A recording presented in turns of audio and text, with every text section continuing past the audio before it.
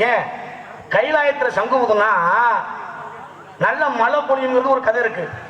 ஆனா இங்க ஒரு சங்கு ஊதுறாரு. ஏன் எதுக்கு நீ நினைக்கிற அந்த சங்கு அல்ல, இந்த ஊருக்கே ஒரு பெருமை கிடைக்கிறதுக்காக. இது இந்த சங்கு ஒன்னு வடம்புரி சங்கு, இன்னொரு இடம்புரி சங்கு. இவர் ஊதுறது என்ன சங்குன்னு எனக்கு தெரியல. அப்படிங்கிற காரணத்துக்காக இந்த இடத்தை வைத்து பார்க்கின்ற பொழுது இந்த இடம் சிறப்புடைய அழகான ஒரு இடத்தில் பெருமையான ஒரு கல்யாணம். கல்யாணம் என்பது 8 வகைங்கன்னா அந்த வகையிலே வள்ளிக்கு முருகனுக்கு இந்த கல்யாணம் சிறப்பாக நடைபெற வேண்டும் என்று நினைத்தால் இந்த இடத்தை இப்படி வெளிக்கு நிற்கின்ற பொழுது மனிதனுக்கும் இறைவனுக்கும் மிகப்பெரிய ஒரு தொடர்பு. அந்த தொடர்பு எந்த வகையில் அமைஞ்சிருக்கும் இடத்தை தொற்று விளைக்கும் இடத்தை வைக்கும் நினைத்தால்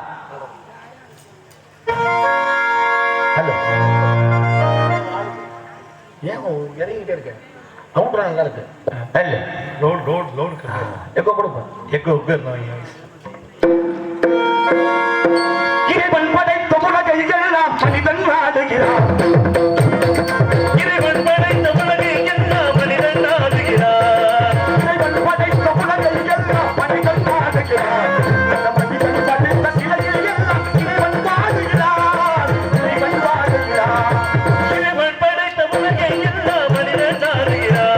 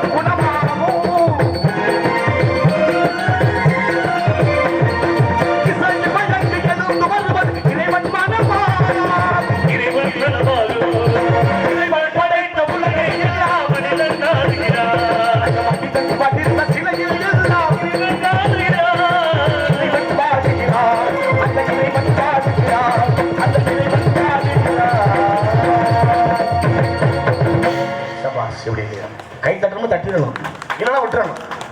இந்த கை தட்டுறதுக்குள்ளேயும் ஒரு நல்ல விஷயம் இருக்கு. அப்படி என்ன விஷயம்? ஆமாங்க, அதனால தானே கும்மி அடிக்க சொன்னாங்க. ஓஹோ, ஏன் கும்மி அடிக்கணும்? திருவிழா கும்மி அடிக்கணும். அம்மா பெண்கள்லாம் கும்மி அடிக்கணும். ஆமா, ஆம்பளைங்கெல்லாம் ஒயிலாட்டம் ஆடணும். அதனாலதான் அன்னைக்கு பசனன்னு ஒரு பேர் இருந்துச்சு. பஜனை கை தட்டி இறைவனுடைய திருநாமத்தை சொல்ற பொழுது இந்த உள்ளம் குறிப்படையுமா இல்லையா? அதனாலதான் ஒவ்வொரு காரணத்துக்கும் ஒரு பெருமை வச்சாங்க. அது நம்ம பகுதியில் தெரியுதான்னு தெரியல. ஒரு வருஷத்துக்கு 12 மாதம். எத்தனை மாசம்? 12 மாதம். என்ன மாசம் பிறந்திருக்கு? சித்திரை. இதை சொல்லிவிடுவீங்க. ஆமா, சித்திரை தானே வருஷ பிறப்பு. ஆமா, இது என்ன வருஷம்? என்ன வருஷம் பிறந்திருக்கு? அதுதான் முதல் வருஷம். பிரபவ சுக்கல்ல பிரமதத பிரசபத்தி ஸ்ரீமுக பவ. இது 60 வருஷம் நடக்கிறது. 40வது வருஷம் பராபவ வருஷம் நடக்குது இல்லையா? 40வது வருஷம். அதனாலதான் சித்திரை ஆரம்பிச்சு எதுல முடியுது? பங்குனி. பங்குனியில மட்டும்தான் முருகனுக்கு உத்தர திருவிழா. என்ன திருவிழா? உத்தர திருவிழா. இது ஏன் தெரியுமா? ஒரு வருஷத்துடைய 12வது மாசம் பங்குனி. எத்தனாவது மாசம்? 12வது மாசம். 12வது மாதம் பங்குனி. 27 நட்சத்திரத்துல 12வது நட்சத்திரம் உத்திர நட்சத்திரம். அப்ப 12 12 24 இது சேர்ந்தா முருகனுக்கு கல்யாண நாள் அப்படின்னு பங்குனி உத்திரத்தை நம்ம சிறப்பா கொண்டாடிட்டு வர்றோம். ஆனா அதெல்லாம் முடிச்சு தை மாசம் இதே 2ஆ பிரிச்சா பாரு. உத்தராயணம் தட்சாயணம் 2ஆ பிரிச்சு வச்சிருக்கான். ஆனா அந்த தை மாசம் 1ஆம் தேதி அன்னைக்கு நம்ம என்ன பண்ணுவாங்க தெரியுமா? 2 மாங்கொத்து, இந்த பொங்கப்பூ, அடுத்து ஆவாரம்பூ, இது 3 கொண்டு போய் வயல்ல வைப்பாங்க, வீட்டுல வைப்பாங்க. அந்த வழக்கம் உண்டாங்கய்யா. இப்ப நான் அவரை கேட்கிறேன், தை மாசம் 1ஆம் தேதி இது 3ஐயும் சேர்த்து ஏயா கொண்டு வயல்ல வைக்கிறீங்க? நான் சொல்லணுமா?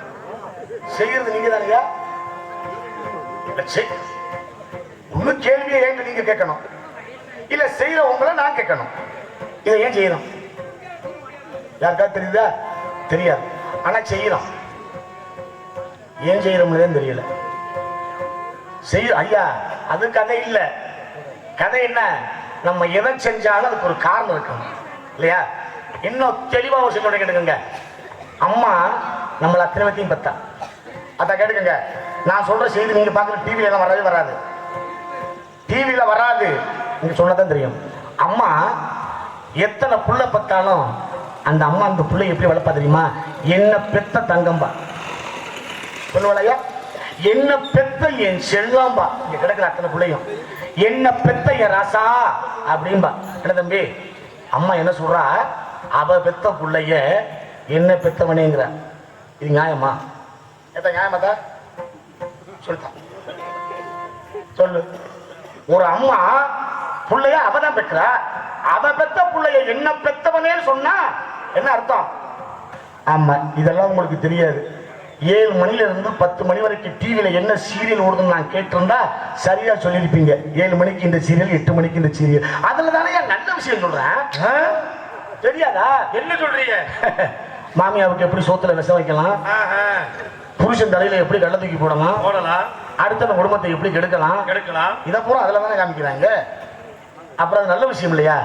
அம்மா சொல்றா பார், அவ பெத்த புள்ளைய என்ன பெத்தவனேன்னு சொல்வதற்கு என்ன காரணம் தெரியுமா ஐயா? அம்மா சொல்றா பிள்ளைகிட்ட, மகனே ஏன் தெரியுமாடா உன்னை எங்க அப்பனுக்கு சமமா என்ன பெத்தவனேன்னு உன்னை ஏன் கொஞ்சம் தெரியுமா? அன்னைக்கு எங்க அப்பாவும் எங்க அம்மாவும் சேர்ந்ததுனால தான்டா நான் பிறந்தேன். நான் பிறந்து பெரியவளாய் உங்க அப்பனுக்கு வாக்குப்பட்டு உன்னை 10 மாசம் வயிற்றுல சுமந்தேன் மத்தியா. அப்படி 10 மாசம் வயிற்றுல சுமந்து 10வது மாசம் எந்த பிரச்சனை இல்லாம நீ வெளியில வந்துட்டீன்னா அதுக்கு பிரசவம்னு பேரு. இந்த அம்மாவுக்கு மீண்டும் உயிர் வந்துரும்டா. ஒருவேளை அதுல சிக்கல் ஏற்பட்டா பிரசவம்னு பேரு. என் உயிர் போயிரும். ஆனா உன்னை 10 மாசம் வயிற்றுல சுமந்து 10வது மாசம் எந்த பிரச்சனையும் நாம நீ வெளியில வந்து மீண்டும் இந்த அம்மாவுக்கு உயிரை கொடுத்திருக்க. அன்னைக்கு எனக்கு எங்க அப்பன் கொடுத்த உயிரை விட இன்னைக்கு எனக்கு நீ கொடுத்த உயிர் முக்கியம். அதனாலதான்டா எங்க அப்பனுக்கு சமமா உன்னை என்ன பெத்த தங்கம்னு சொல்ற விஷயத்தை சொன்னவன் அம்மா. இல்லைன்னா சொல்லவே மாட்டான் அந்த வார்த்தை. இப்படி நல்ல விஷயங்கள் அம்மா சொல்லி கொடுத்தா தம்பி. இன்னைக்கு எந்த அம்மாவும் எந்த பிள்ளைக்கு எதையும் சொல்லி கொடுக்கறது இல்லை. ஏன்? நேரம் இல்லையா? இல்ல அப்படி சொல்லுங்க, தெரியல. இதை விட ஒரு கொடுமை நடக்குது தெரியுமா? அன்னைக்கெல்லாம் அம்மா பெத்த பிள்ளைய அவ கட்டியிருந்த சேலையில தொட்டி கட்டினான். தொட்டியை கட்டி போட்டு தாலாட்டு பண்ண ஆறாரோ ஆறீராரோன்னு பண்ண என்ன அர்த்தம் தெரியுமா? ஆறாரோ ஆறீராரோன்னு என்ன தெரியுமா தம்பி மணிகண்டன்? நல்லா தெரியுமே. நீ பரவாயில்லையே, நான் ஒரு விஷயம் பேசுற பொழுது அந்த விஷயத்த நீங்க தெரிஞ்சுன்னா நான் என்ன பாராட்டுவேன். என்னக்கு உங்க கூட வண்டியில வரப்ப அதை நான் கேட்டுக்க மாட்டேன். அதைத்தானே கேட்கிறேன். என்ன சொல்லுங்க பாப்போம். என்ன சொன்னீங்க? ஆறாரோ ஆறீராரோன்னு தாலாட்டு பாடுவான். ஆமா ஆமா. என்ன காரணம்? அது நம்ம அந்த ஆறாரோ யார் யாரோ யாராரோ யாராரோ இல்ல. ஆமா. அதான் என்ன அர்த்தம் தெரியுமா? நீ யாரோ நான் யாரோ உங்க அப்ப யாரோ எங்கேயோ பிறந்த நம்ம இந்த குடும்பங்கிற வட்டத்துக்குள்ள வாழ்க்கை ஆரம்பிக்க வந்திருக்கா மகனேன்னு சொல்லி தாலாட்டு அற்புதமா பாடினா புள்ள அம்மா மடியில தான் நான் தூங்குறேன்னு நினைச்சு தூங்குச்சு. இன்னைக்கு அதெல்லாம் இல்லை. எந்த பொம்பளை பிள்ளைக்கும் தாலாட்டு தெரியல. தொட்டியே மாறி போச்சு. இப்படி ஆடின தொட்டி இப்ப இப்படி ஆடிக்கிட்டு இருக்கு. அது காலையில போய் அமுங்கினா போதும், சாயந்தரம் வரைக்கும் இப்படி ஆட்டி வைக்கிறதுனால தானே உன்னை அவன் ஆட்டி வைக்கிறான். எங்க எது நடந்ததோ அது நன்றாக நடந்து கொண்டே இருக்கும். என்ன வேணாலும் வேலை பார்த்துட்டு வரலாம். காலைல இப்படி அமுக்கினா மட்டும் போதும், சாயந்தரம் வரைக்கும் அது அப்படிதான் ஆடிட்டே இருக்கும். என்ன குடும்பம் நடக்குது பார்த்தீங்களா? இப்படி எல்லாம் காலத்தின் கட்டாயத்திற்கக்கூடிய நம்ம இந்த அழகான அற்புதமான இடத்தை வைத்து பார்க்கிற பொழுது இந்த இடம் சிறப்பு இடத்தை விதைக்க வேண்டும் நினைத்தால்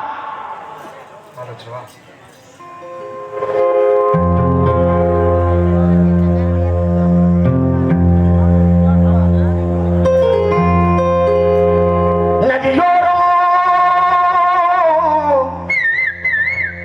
நாணம் கொண்டு நாணம் கொண்டு நாட்டியமாடுது மெல்ல நானந்த ஆனந்தம் என் சொல்ல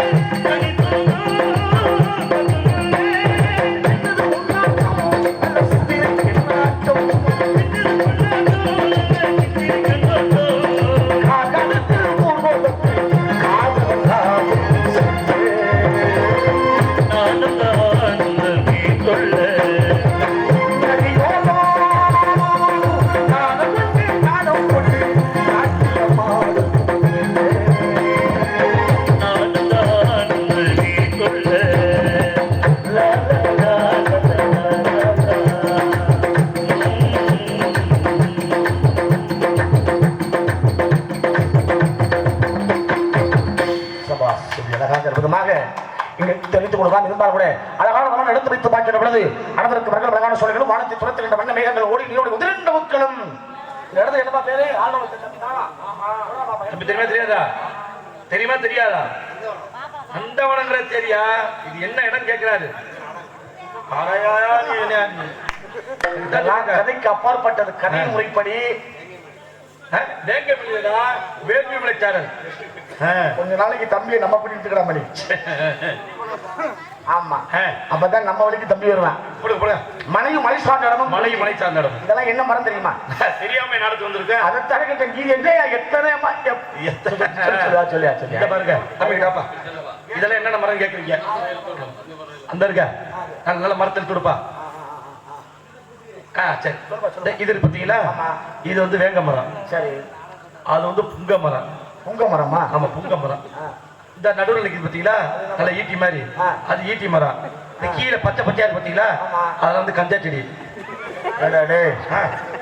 ஏன்னா நான் குறிஞ்சில கதையை கேட்டோம்னா நீ மட்டும் கொஞ்சம் சொந்த கதை சொல்லிட்டு வர தவ முனிவர்கள் அங்கே வந்து தவம் செய்வாங்க தவம் செய்யறப்ப முனிவர்கள் என்ன சாப்பிடுவாங்க கஞ்சா சாப்பிடுவாங்க கஞ்சா சாப்பிட்டு தான் தவம் இருப்பாங்க பரவாயில்லையே இந்த நாடகத்தை சாமிகள் எழுதின விட மணிகண்ட பிரபு நல்லா எழுதி வச்சிருக்கேன்னு நினைக்கிறேன் ஏன் சாமி செத்தாரு ஏன் ஏன் சாமி செத்தாரு ஏன் செத்தாரு என்னாலதான் ஆமா அப்படி களத்துக்காக அழகான விதமான இடத்தை வைத்து பார்க்கிற பொழுது இந்த இடம் சிறப்புக்குரிய இடமாக இருக்கக்கூடிய கவனத்தினாலே தென்றல் காற்று கொண்டல் காற்று கோடை காற்று வாடை காற்றுனா வீசுற காத்துக்கு பேர் வச்சா பாரு நம்ம தெற்கேந்து வீசுச்சுன்னா தென்றல் காற்று தென்றல் காற்று வடக்கேந்து வீசுச்சுன்னா வாடை காற்று கிழக்கேதுனா கொண்டல் காற்றான் மேற்கேதுனா கோடை காற்றான் இப்படி வீசுற காத்துக்கு மனுஷன் பேர் வச்சான் ஆனா நம்ம உடம்புக்குள்ள 10 வகையான காத்து இருக்கு என்ன சொல்றீங்க ஆமாங்க ஒரு மனுஷன் செத்த உடனே 6 காத்து வெளியில போயிடும் 6 காத்து நீ எத்தனை இருக்கு 4 இருக்க ஆமா சிறு சுடல போற வரைக்கும் 3 காத்து அதுவா போயிட்டு இருக்கும் கடைசியில எரிச்சமோ புதைக்கோ செய்யற பொழுது ஒரே ஒரு காத்து வெளியாகும் அந்த காத்து போயிருச்சு அப்படின்னா இந்த உடம்பு சடமும் அதுதான் தனஞ்செய்கிற காத்து இல்லையா இவ்வளவு அற்புதம் அழகான இந்த இடத்தை வைத்து நிற்கின்ற பொழுது இந்த இடத்தில் வீசக்கூடிய இந்த காற்றை நாம் நினைவு கூர்ந்தால் உண்மையிலே நீங்க ஏதாவது புண்ணியம் பண்ணாளுங்க எங்க பக்கம்லாம் வெயில் ஒண்ணு தாங்கல ஆனா இங்க பாருங்க நல்ல குளிர் இதமாக அந்த இதத்துக்கு தகுந்தவாறு இந்த இடத்தை நினைத்தால்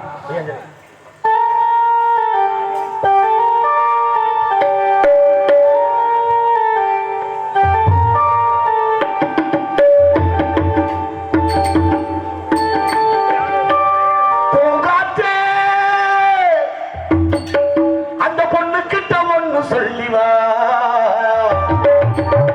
தனியா அவ இல்லாம கேக்குறீங்க 2 மணி ஒன்னா சேர்ந்துருக்கு கோயில் இருக்கு கோயில் இருக்க மணி பாத்தீங்களா சரி கோயில இருக்கிற மணியை நீங்க அடிச்சா என்ன வரும் சத்தம் வரும் கோயில இருக்கிற மணியை நீங்க அடிச்சா சத்தம் வரும் ஆமா அந்த மணியை தூக்கி உங்க தலையில அடிச்சா சாவு வரும் இதுதான் அந்த பறவை நினைவு அந்த நினைவுகள் எல்லாம் வாழ்க்கையில மறக்க முடியுமா முடியவே முடியாது அதனாலதான் ஒவ்வொரு பாடலுக்குள்ளும் ஒவ்வொரு ரகசியத்தை அற்புதமா வச்சான் எப்படி பூங்காத்தே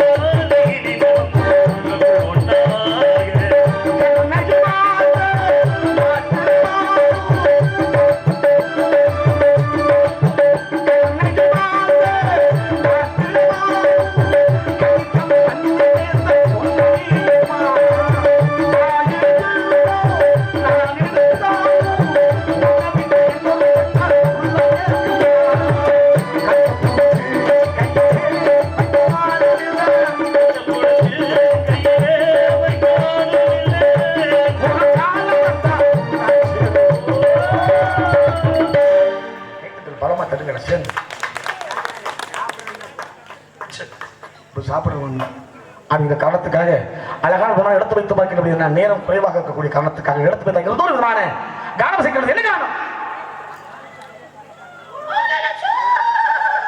அழகான ஷோ பெருமையான ஒரு ஷோ ஆளோளம் ஷோ கனம் செய்கின்ற வள்ளி இந்த வள்ளி இங்க எதுக்கு வந்திருக்காங்க யாருக்காவது தெரியுமா வள்ளியா வள்ளி எதுக்கு வந்திருக்காங்கன்னா காவலுக்கு வந்திருக்காங்க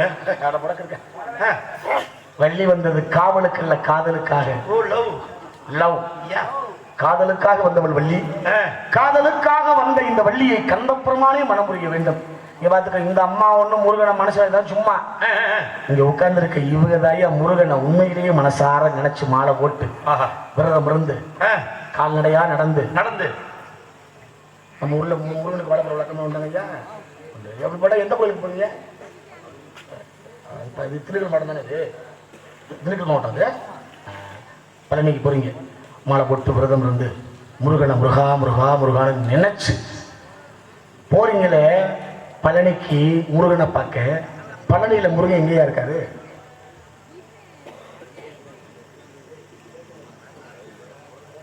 எங்க இருக்காரு பேசணும் பேசுறதா பதில் கிடைக்காது எங்க இருக்கிறாருன்னு கேட்டேன் எங்க சாமி இந்த எவ்வளவு நாளா கோயில்ல இருக்காங்கிற தெரியுது அவருக்கு இன்னொன்னு சொல்றேன் புரியுற மாதிரி சொல்றேன் நம்ம வீட்டுல முத ஒரு குழந்தை பிறந்துச்சுன்னா பிறந்த குழந்தைக்கு முத முடியெடுப்போம் எந்த கோயில் எடுப்போம்யா குலதெய்வத்து இது ஏன் தெரியுமாண்ணே அம்மா பிள்ளைய கூட்டிட்டு போய் மொட்டை அடிச்சு கிடா வெட்டி கும்பிட்ற சாமி என்ன பிள்ளை ஏமான்னு கேட்டேன் சொன்ன அம்மா இதாண்டா நம்ம குடிகாக்கும் குலதெய்வம்னா இந்த குலதெய்வம் கோயில் எல்லாம் உடைய முன்னோர்கள் உன் பாட்டையும் உன் பாட்டையும் உன் அப்பன் சித்தப்பன் அத்தனை வேணும் இந்த குலதெய்வம் கோயிலில் வந்து நின்று இந்த குலதெய்வத்தை வணங்கியிருப்பாங்க அவங்க நின்று அந்த இடத்துல நீ நின்று குலதெய்வத்தை வணங்கினா குலதெய்வ அருள் மட்டுமல்லடா உடைய முன்னோர்கள் அருள் உனக்கு கிடைக்கணுங்கிற காரணத்துக்காக தாண்டா இந்த குலதெய்வ வழிபாடுன்னு அம்மா சொல்லி கொடுத்தா முடியெடுக்கிற விளக்கம் குளிகாக்கும் குலதெய்வம் அப்ப முடி எங்க இருக்காரு எங்கேயா இருக்காரு சொல்லுங்க நல்லா பேசுங்க முருகை இப்ப பழனிக்கு மாலை போட்டு போறீங்கல்ல மூணு பாட்டு தான் போறீங்க ஏன் முருகை எங்க இருக்காரு மலையில இருக்கார எந்த மலையில எந்த மலையிலையா ஏதாவது ஒண்ணு சொல்லணும் பழனிங்கிறது அந்த ஊரோட பேரு சரியா பழனிங்கிறது அந்த ஊரோட பேரு பழனிங்கிற ஊர்ல முருகன் எங்க இருக்காரு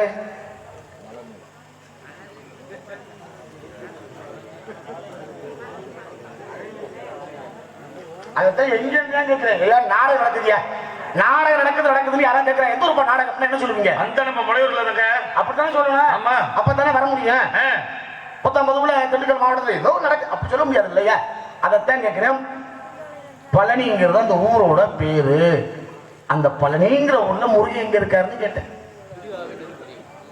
எங்க அது என்ன கொடுறாரு இடும்பம்பளை பக்கத்துல அங்கேதான் முருகன் இருக்காரா 3 கிலோமீட்டர் தள்ளி சரி அப்படியே ஓன் பேசிட்டு வர்றேன்